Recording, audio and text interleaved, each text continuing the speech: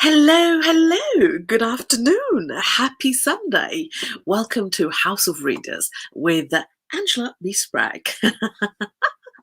I am so delighted and a little bit sad at the same time to share with you the very last chapter of A Betrayal of Trust by Brenda Harlow Dean. Love, greed, and murder on the Cherokee Reservation. So we sadly, very sadly, we are now coming to the very last chapter, chapter 18.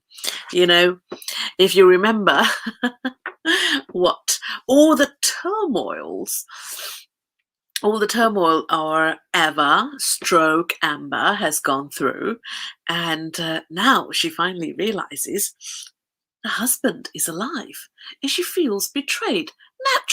Naturally, you would feel betrayed. I will first apologize for saying I'll be there in half an hour's time and I'm almost half an hour late. I was testing Zoom live, so the time just flew past. So I do apologize for the slight delay. Moving on. I don't know if I should be happy or sad, but what a privilege to be reading Brenda's book. It's a beautifully written. It is so delightful to read, and I will be reading it again on other channels. So because I love the book, so all the books I read, I love. With author's permission, of course, I do read it on other channels. So you never know, I might be in the clubhouse next.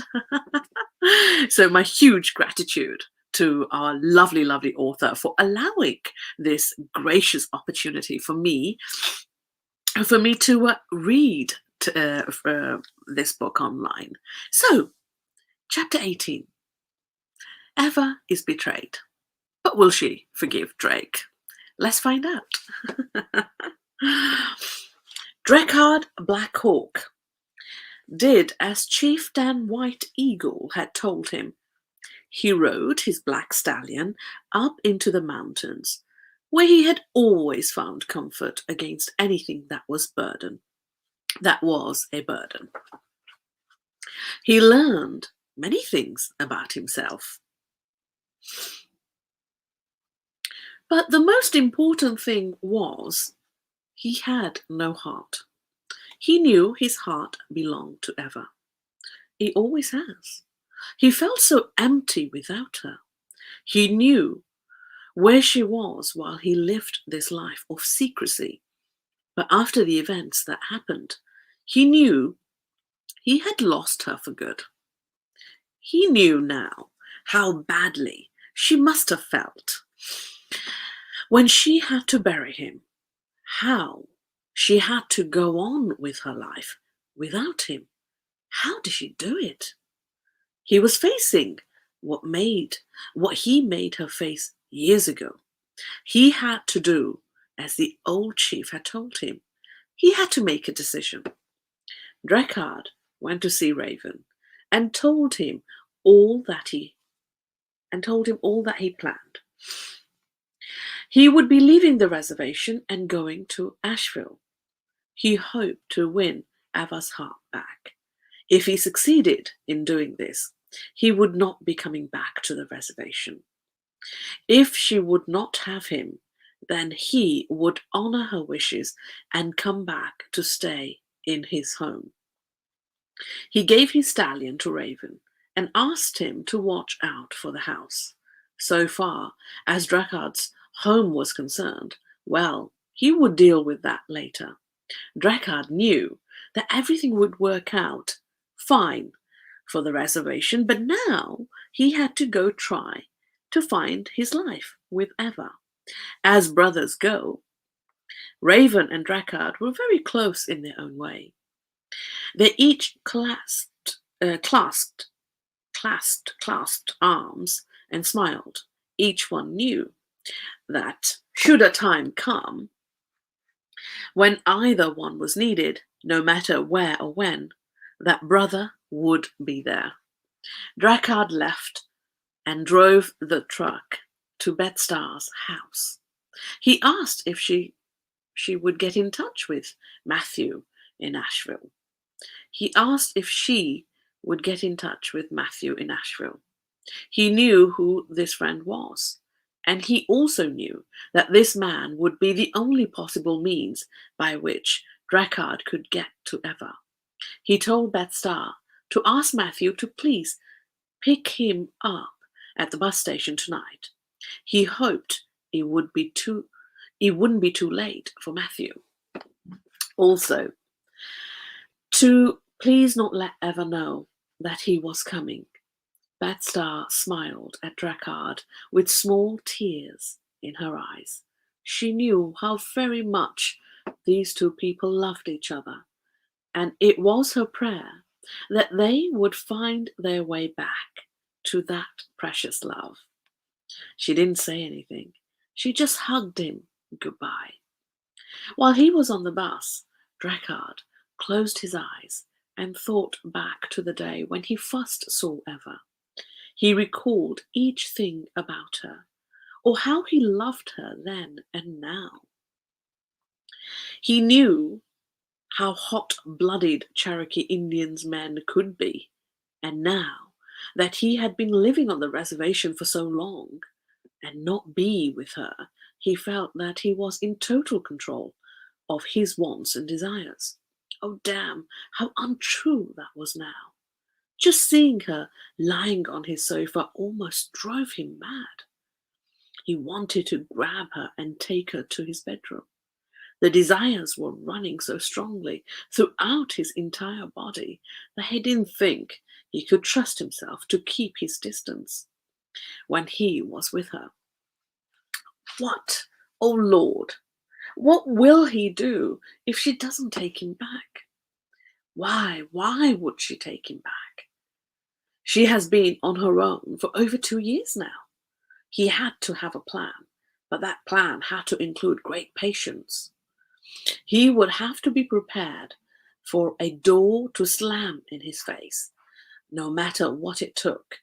He would keep trying until he knew it was useless. He was so tired. He let his head rest back on the headrest and fell asleep. The next thing he heard was Asheville next door. He woke up, stood up, and stretched his legs. He glanced at his reflection in the window and thought, damn, I should have gotten my hair cut. This long mess and his deep tan told everyone that he was an Indian. There was no time now to do anything about the problem. He got off the bus and walked over to where folks were standing to wait for another bus. Shoot. Now, how was he going to know this Matthew? He had never seen him before. Man, I sure didn't think too hard on this plan. He was thinking. He saw a man walking toward him. He had a nice head of silver grey hair, as tall as Drakkard. Could this be Matthew? Sir, are you by chance Drakkard Blackhawk? Yes, I am, and you are Matthew? That would be me. Come this way. I am parked over there. They got in the car and started toward downtown Asheville. The silence was deafening. It was very awkward, and neither man knew what to say. Matthew started a small conversation. I want you to know that Eva has been like a daughter to me. I really hated to see her go through all that she has, but I'm glad she came back here to live and not go to Richmond. While her parents and I do not understand any of what has happened, we do know that you never intended to do our girl harm, and as for me, I believe you loved her and still love her. Is that a good assumption? Yes, sir, it is. While I could never expect any of you to understand the events that caused your loved one to be thrown in the middle, I can tell you without a doubt that my love for her was never a question. The plan that was so very vital to my people on the reservation was only to last 1 year. I could not allow Eva to know any of it because her life could be put in danger. Little did I know that her life was still placed in danger. I never dreamed that she would find her way on the reservation. The one person that we were trying to catch was also the one person that she had befriended to help her. Oh, damn. It all became so confusing and dangerous. My friends and I felt it would be better for her if the dangerous men we were fighting thought I was dead. They would not bother my widow. I'm a very brave, strong Cherokee Indian, but this small, wonderful woman that agreed to marry me could bring me down with just her tears. I am not ashamed to tell you this about me. There is one last thing. There is no danger whatsoever coming over that mountain. The danger has been removed. So, you mean Carson has been removed? He was one horrible piece of humanity. I do not know what happened to him, nor do I wish to know. But whatever it was, he might have deserved a bit worse. I also don't know what your plan is to win Eva's heart back, but I am in your corner. I would advise you to go slowly. Okay, here we are. This is my home. I have a spare bedroom, and I thought this might help in some way until you get your plan settled. Is that okay with you? Yes, I am in your debt. Drake was very surprised when he walked in the apartment. Matthew had it all fixed up. Not too masculine and not too cozy either. Just right for a single man. Matthew told Drake that he would be going over to see Eva in the morning, but he would not be telling her one thing about his special visitor. He figured when Drake was ready to see Eva, Drake would tell him. They said their good nights, and Matthew went to his room. The next morning was a sunny one, and everyone in Asheville was very happy to see the sun and not a rainy day. Matthew put on a pot of coffee and popped in some cinnamon rolls, his favorite. When the small kitchen smelled almost heavenly, he called Drake to see if he wanted any breakfast. Drake was already dressed up. Drake was already up and dressed. He couldn't believe his nose when he smelt those wonderful cinnamon rolls. A sudden pain hit him so hard that he almost lost his breath. He was recalling the many mornings that Eva had made them for him. He walked into the kitchen with a sad, confused look on his face. Matthew asked, "Man, are you okay? What on earth is the matter? You're so pale as a ghost." "It is just your cinnamon rolls. They took me way back to another time. A time of nothing but pure happiness." "The hell with that mess. How about a couple of those beauties with some coffee, please?" "Do you have any plans for today? I mean, do you need for me to take you someplace?" Drake busted out laughing and put his hand up on his rather long hair. "Yep, as you can see, I do need a haircut. Can you take me to a place where I will not be seen?" "Sure, there's a fine place right round the corner from here. I go there myself. You know you can walk it if you want to, or I can drive you and wait." "No, I think a walk in this wonderful fresh air would be great. Just tell me the address." "Oh, do you want me to lock the door when I leave?" "No, that won't be necessary. As you can see, I am up. I am up a flight, and even though I do lock up every night sometimes, If I am just running down the block, I don't lock up. I will be going over to Eva's house for a few hours, and then I must go to the college. I will see you later. You have my phone number if you need anything. When Matthew got to Eva's house, he heard Eva and Jane talking all at the same time. He smiled and thought, yep, the girl is back. He walked in and saw Jane cooking, Eva running around trying to set the table and firing off questions left and right. Gosh almighty, how did Jane and Peter get along without this little firecracker? When Eva saw Matthew, she ran over to him and started telling him all kinds of things. She told him they had made his favorite cinnamon rolls for breakfast. Matthew almost spoiled everything by telling her he had already made some for him and Drake, but his brain held his mouth shut. Matthew, did you tell Eva that you have a young lady in your life? Matthew, what is mum saying? A lady? You found a lady here in Asheville? Dang it all. Do tell me everything. What is her name? Does she live nearby? Do you love her? For goodness sakes, dear friend, how wonderful it would be if one of us has good fortune in our lives. Please do tell me all.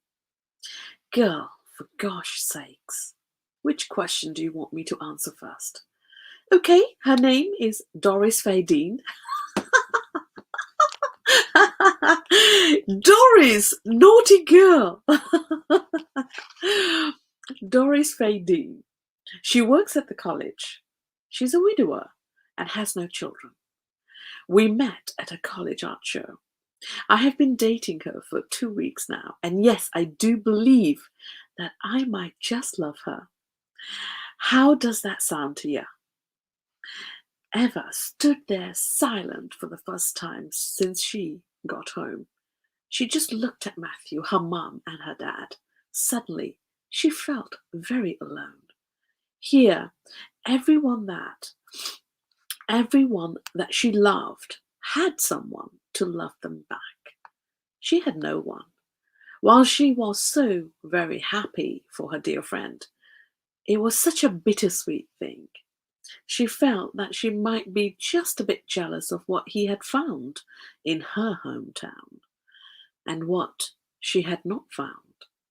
She could feel hot tears springing to her eyes, and she prayed they would not spill over. She took Matthew's hand, and with a kiss on his dear cheek, she told him how happy she was and that she wanted to meet this young lady real soon. She looked at everyone and told them she was going to step out in the yard for a little while. She would join them later. As she walked outside, Jane had the same hot tears in her eyes, but she could not stop them from spilling over. Here was her only daughter in so much pain, and she could do nothing to help her. Evie decided to stop acting like a spoiled kid. She went back inside the house, walked up to her room, and got in her closet. She was looking for a nice spring dress she could wear. She decided she was going over to the college and try out their new library. The dress she picked was a white cotton dress with red roses all over the shirt. The bodice was scooped neck, no sleeves, and made with a sheer material.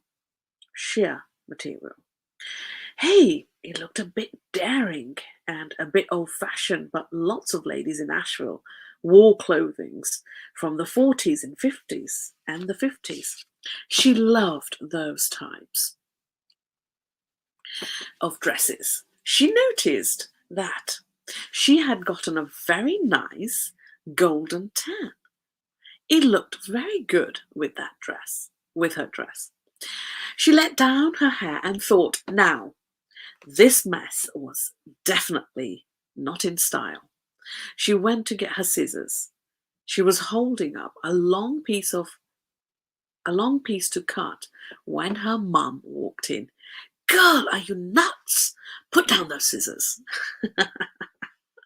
Lordy, you have no idea how women around here would die for your hair.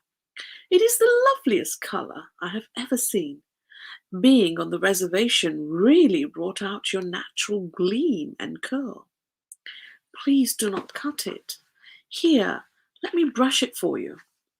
When Jane was done, Eva agreed that her hair was rather pretty, and if all she had to do was brush it, well, that was good enough for her. She thanked her mum and headed out the door. Matthew stopped her and asked if she would stop by his apartment and get his briefcase. Since she was going to the college, maybe she could bring it to him. She got the address and walked out the door. After she had gone for a good 20 minutes, Matthew recalled who was at his apartment. Oh Lord, what has he done? How can he stop her? He only hoped that Drake would still be getting his hair cut. He would just let nature take its course. For now, Matthew, had to get to that college. Drake did find his way to the barber shop. It was a very clean place, and the barber was more than willing to cutting his long hair. He didn't say one silly thing about the hair. He just started cutting. He did ask how much to cut off. Drake let him cut off about 3 inches and still left some just above his shoulders. He was proud to be Cherokee Indian, so he would not cut it all off. He paid the man and walked out the door.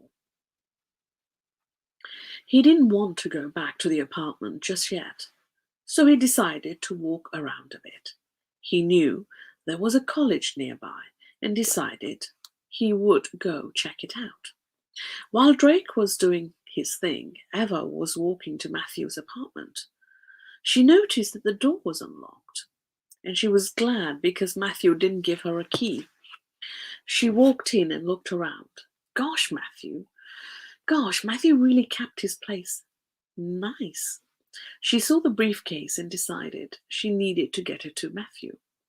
So she shut the door and left. She went down the block and crossed over the main road to the college. She was walking up to the main door. She wasn't sure just where Matthew was, so she asked a young man sitting at one of the visitors' tables in the foyer where she could find Matthew Spencer.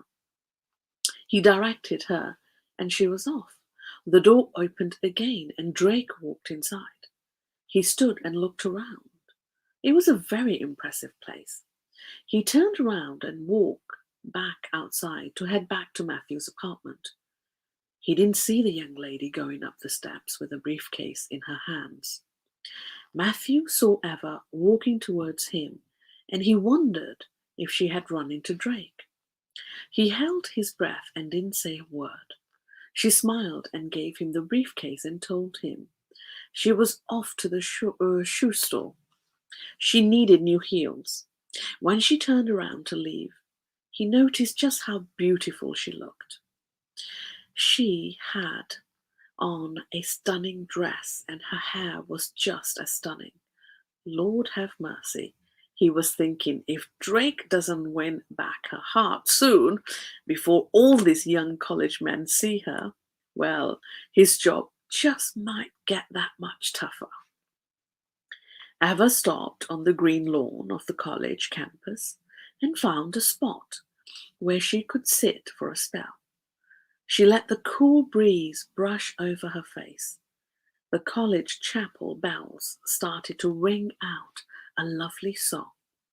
All of this took the young girl back to the time when her life was all that she ever wanted. She closed her eyes and could see her husband Drake picking her up, twirling her around, getting in a bubble bath with her, bring her a glass of wine and snuggling up with her on their sofa. She opened her eyes and shook her head. Why? Why has all this happened to me? What did I do to deserve any of this tragedy?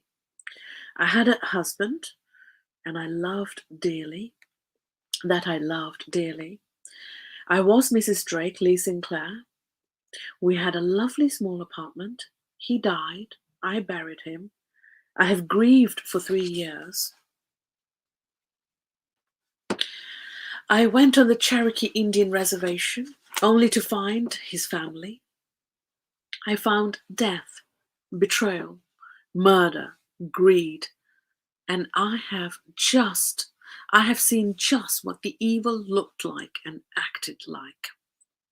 Then after all of that, I found that my husband was not dead after all, and his name was not Drake Lee Sinclair. So, who was he, and was I ever legally married? How do I go on with life now? My love for him surpasses all the hurt and anger I feel. He is living on an Indian reservation, and I am living here.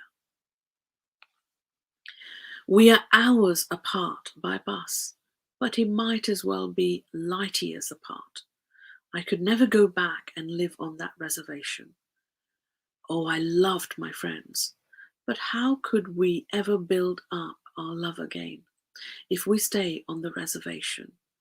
Everywhere I looked, I would see such betrayal and horror. I could never find my Drake in Drakkar. If we stayed, but if he will never leave now, could he find my Drake deep within? And would he want to?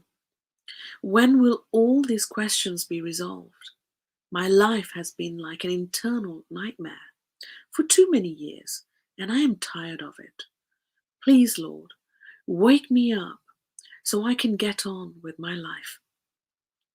I missed my husband so badly, but my life was my own. Now I feel as if my life is in 1,000 pieces. I need answers. I need my husband, but how will I get him? Must I go back to him? No, that will not work. She opened her eyes and saw that the sun was slowly going down. The day was coming to an end, another end, and she is nowhere with her problems. She stood up and dusted off her dress. Classes were being let out, and young people were walking all over the very ground she was sitting on. She saw several very handsome young men looking her way. Were they looking at her with smiles that might be trying to flirt a little? She turned to see if there was someone else standing behind her, but there was no one. Yep, it was her. She thought they just made my day. Maybe I am still nice on the eyes. As she walked back to the house, she thought, where had 2 days gone? Yep, she had been home for 2 days, and this was the first time she had gone out. No matter, she knew she needed to rest and be near her folks, but now she was ready to start the process of finding a new life. She liked that thought, finding a new life. She knew few people actually got a second chance, but as far as she was concerned, no one deserved it more than she did. She felt like she was definitely worked for a new beginning. The wonderful day had rushed by, it seemed. Eva was sitting on her parents' front porch with a glass of iced tea in her hands. The night was just as beautiful as the day. She finally felt a calmness come over her, and she had not felt in several weeks. She almost felt happy. She looked up in the dark sky that was dotted with what looked like thousands of tiny bright diamonds and saw a familiar friend, the moon. The moon was so full on this night that it looked as if that it would just burst. She thought, oh, Mr. Moon, What do you see on this wonderful night? Eva would be amazed at just what that moon was seeing. On this special night, there were only two people in the entire city of Asheville that the moon was concerned about. One was sitting on her parents' front porch, and the other was standing in the yard of another friend's apartment. The only thing they had in common at this very second in time was that they were both gazing up at the bright, wonderful globe high in the night sky. The sad thing about all of this was that neither one of them knew about the other. Oh, the moon thought, what sadness this race called humans bring on themselves. Eva walked inside and closed the door. Everyone was busy doing evening chores, so she decided to grab the local newspaper and see what was going on in Asheville. She really didn't expect to read anything that was of interest to her. After all, she hasn't been around here in many years. But it gave her something to do. She picked up the paper and started glancing through. She yelled out, and everyone came running to see what on earth caused the frantic yell. Eva, what is the matter? Mom, did you see this headline concerning Cherokee? No, I really haven't had time to read the paper today. Why, is something happening over there? Eva handed the paper to Jane. Jane read it and started to cry. Peter took the paper and read what was causing his family so much grief. Matthew was standing there, just as perplexed, with wonder all over his face. Peter handed the paper to him as well. The Cherokee Indian Reservation lost its beautiful casino tonight. It was burned to the ground, and so was a lovely hotel. We have determined that someone had set off two bombs on the top floor and a larger bomb in the parking garage. After investigations, the police have found that one of the managers of the casino set the bombs. The police cannot find out which manager did this awful act because both were found dead. One was at the bamboo forest and the other was in the casino.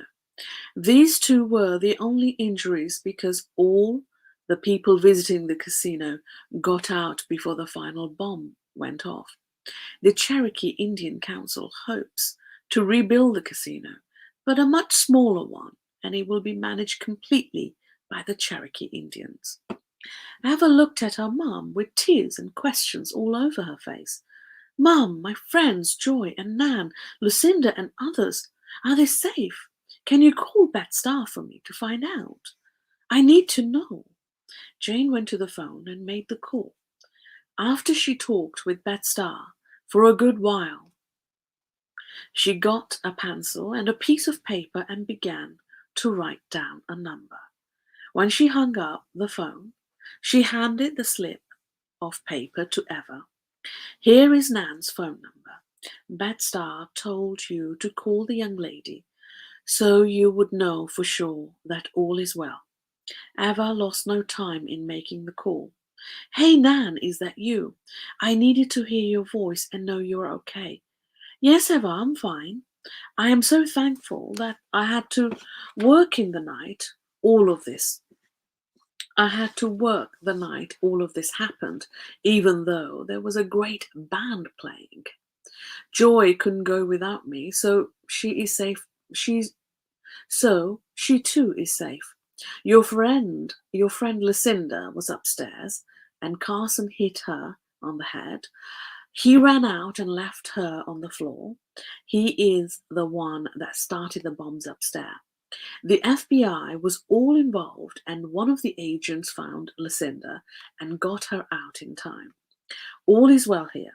You don't need to be concerned about Carson again. He is dead. We are going to rebuild the casino with Lucinda and Raven being the managers. All of us here on the reservation are so happy now that we all might have a new start. What about you?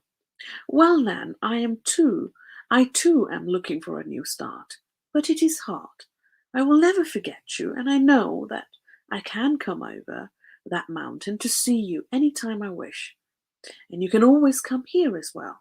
Let's always remember that. Okay, I must go now. Thanks. Matthew, as well as her parents, were waiting for her to tell them what was said, and after she told them everything, she smiled to think that just maybe she did have a little something to do with this new beginning the reservation was starting. She told her mum that she would start working at the store tomorrow. It was time for her to go forward. Matthew went back to his apartment and found Drake. Lord, was he a mess. He looked at his new friend, Matthew, and said, Buddy, I am going nuts here.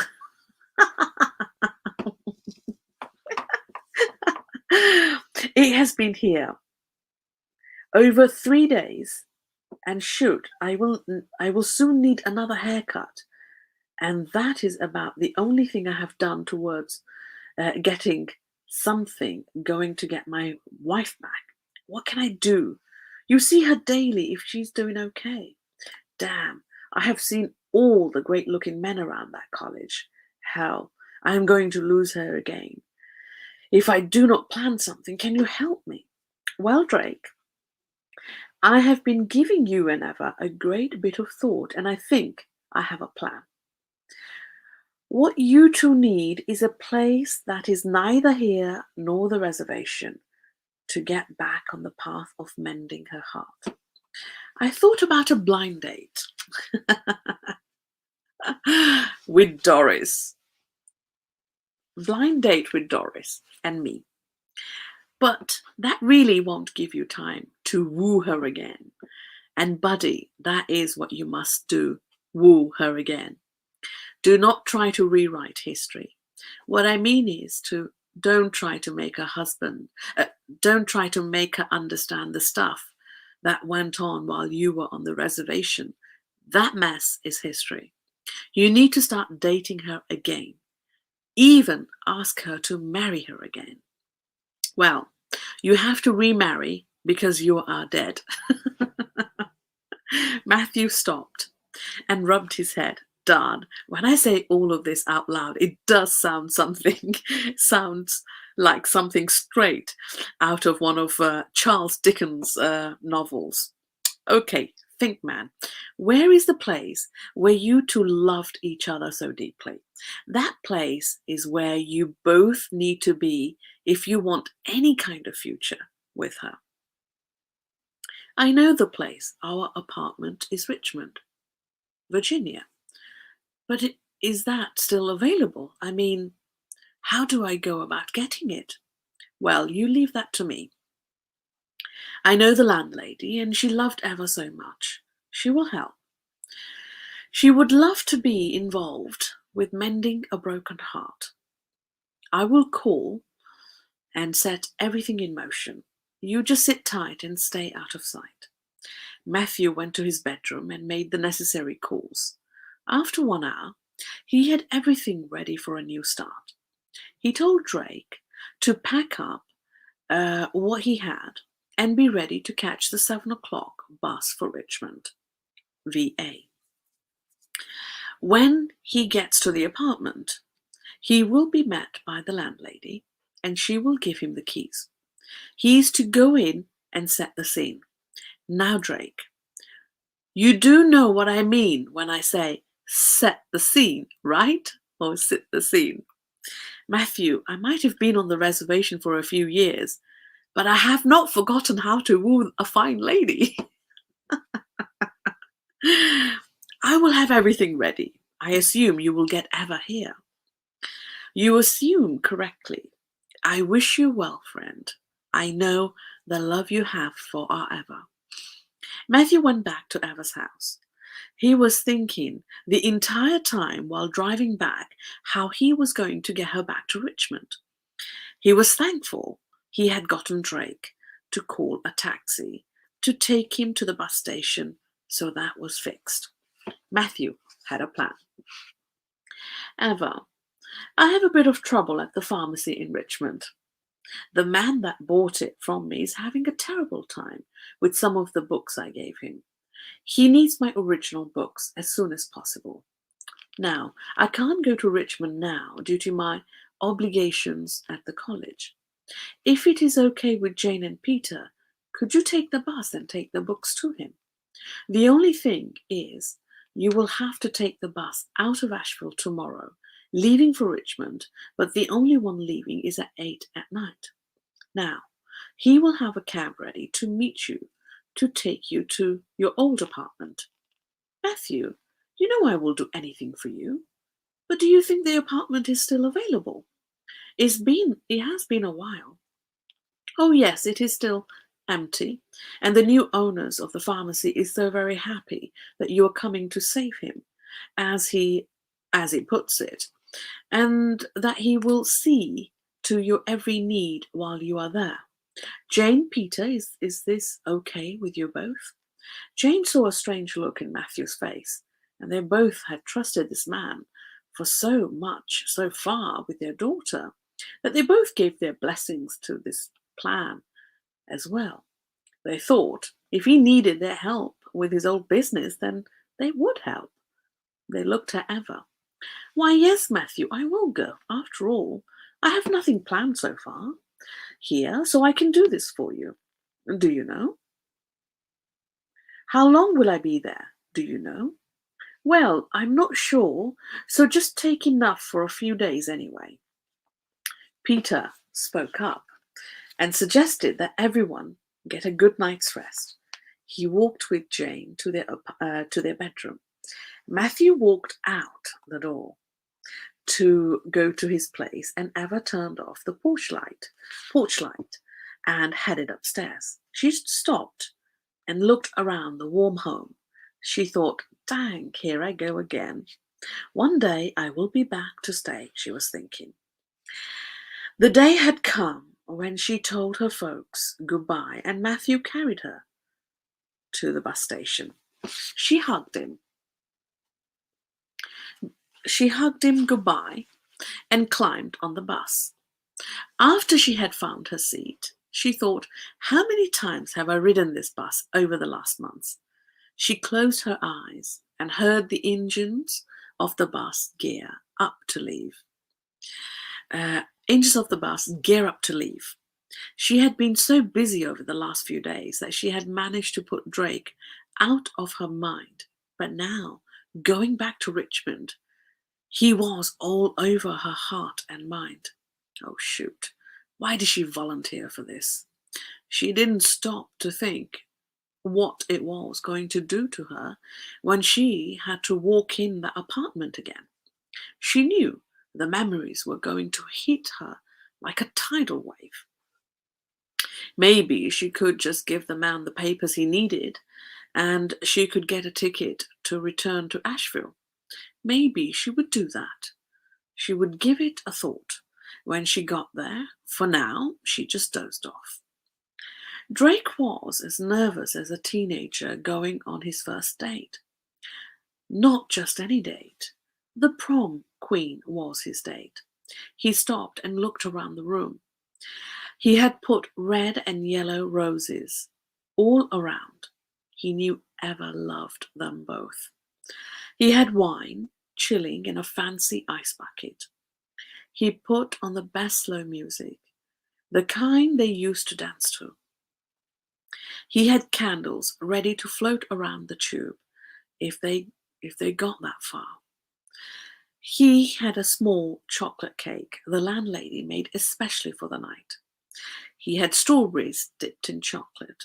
Dear fathers, he was thinking, have I left anything? Now what do I do? Was all that was running through his mind. Then the phone rang.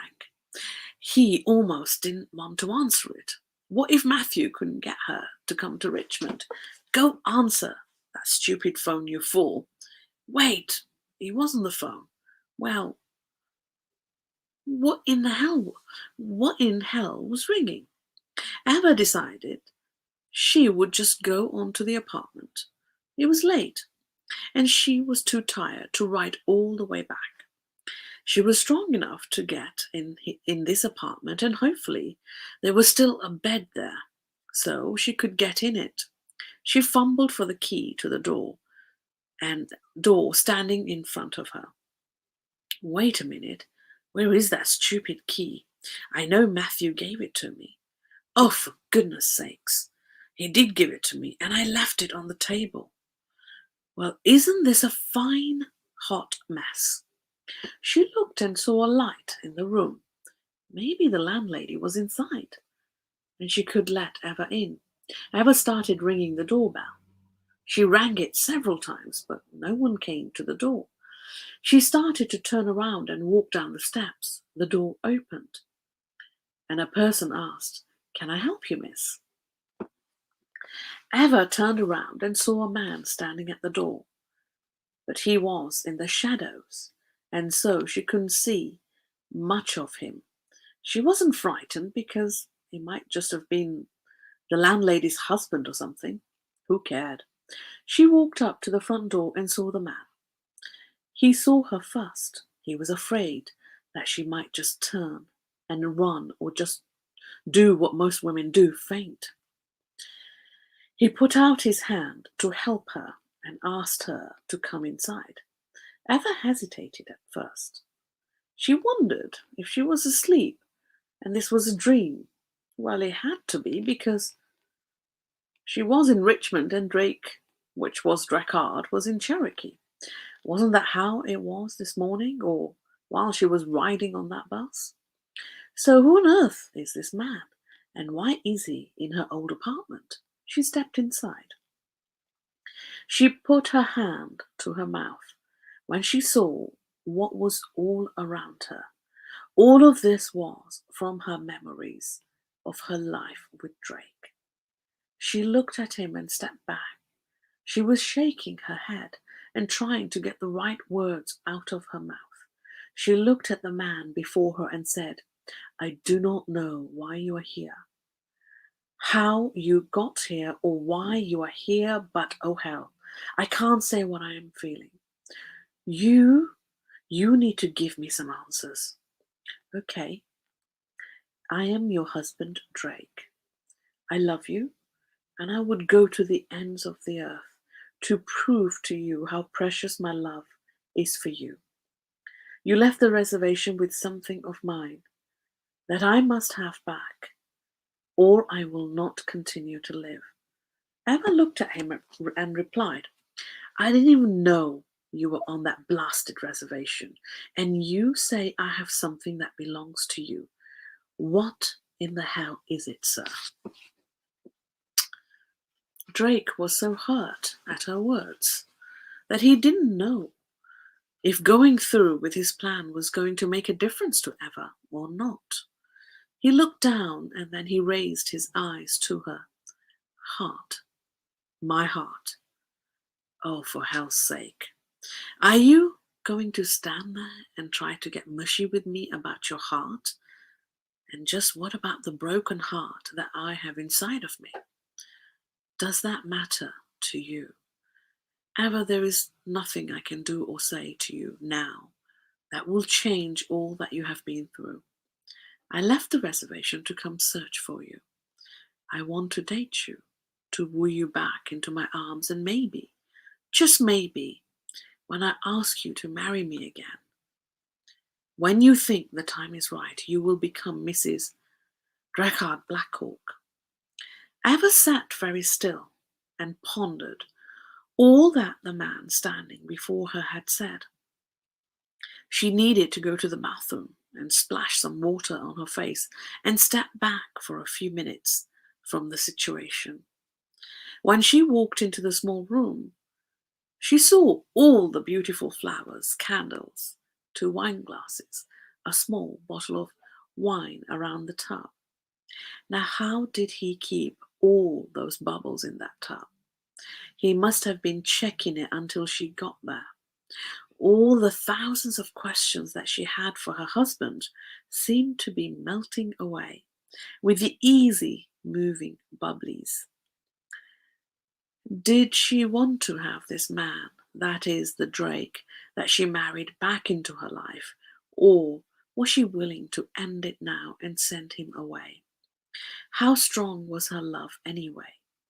He had searched for her and come back to their beginning to set a romantic scene for them to start over.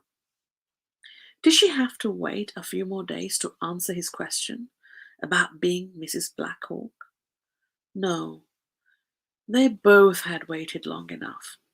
She would love to become Mrs. Drakkard Blackhawk.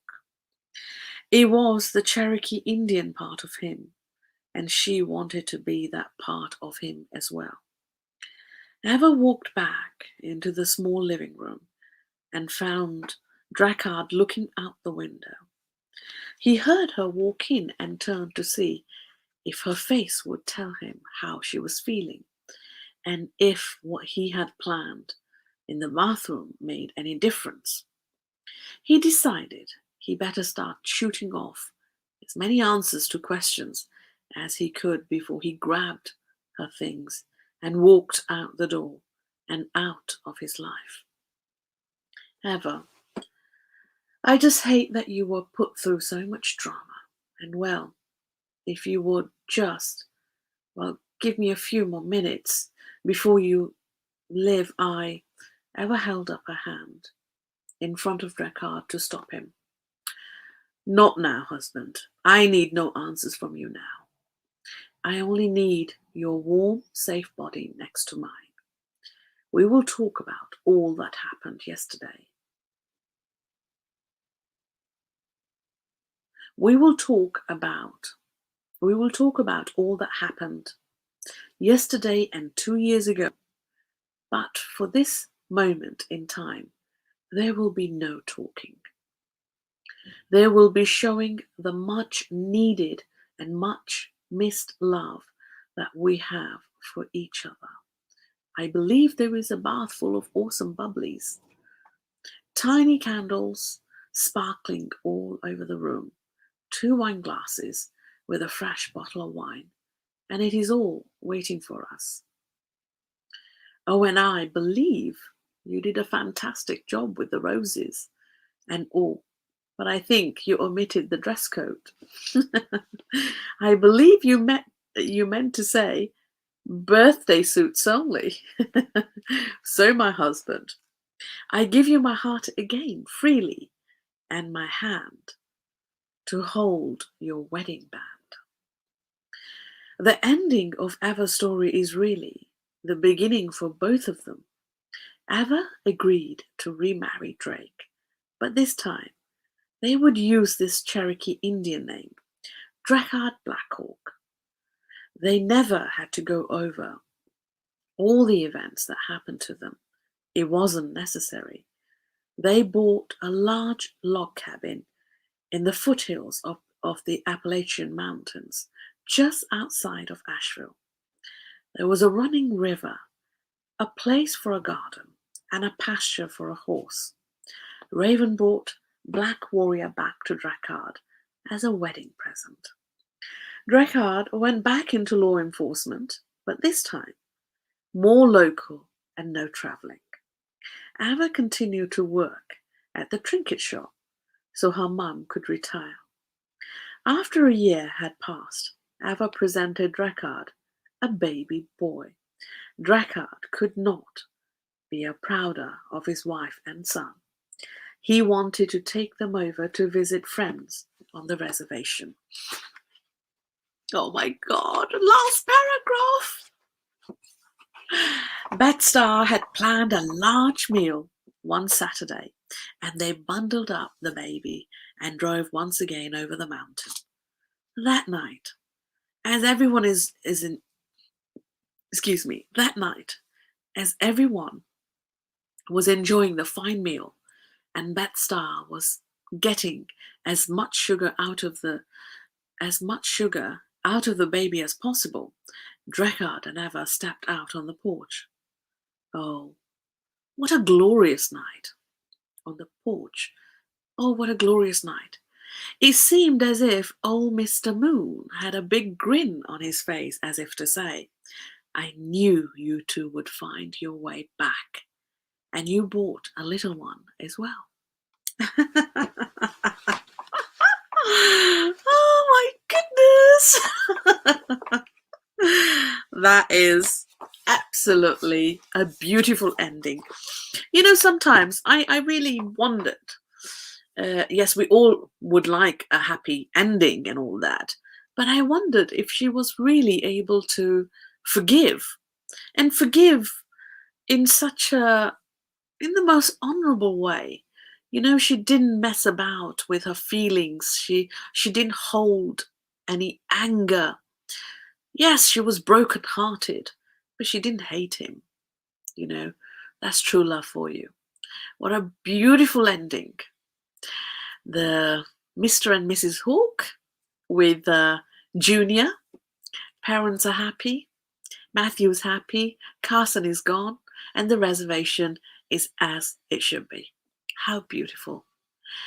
So, once again, my huge gratitude to our lovely, um, I've forgotten Brenda's name, our lovely Brenda Harlow-Dean. What a beautiful writing she has given us to enjoy and to think about, you know, those situations that may be quite familiar in our own lives.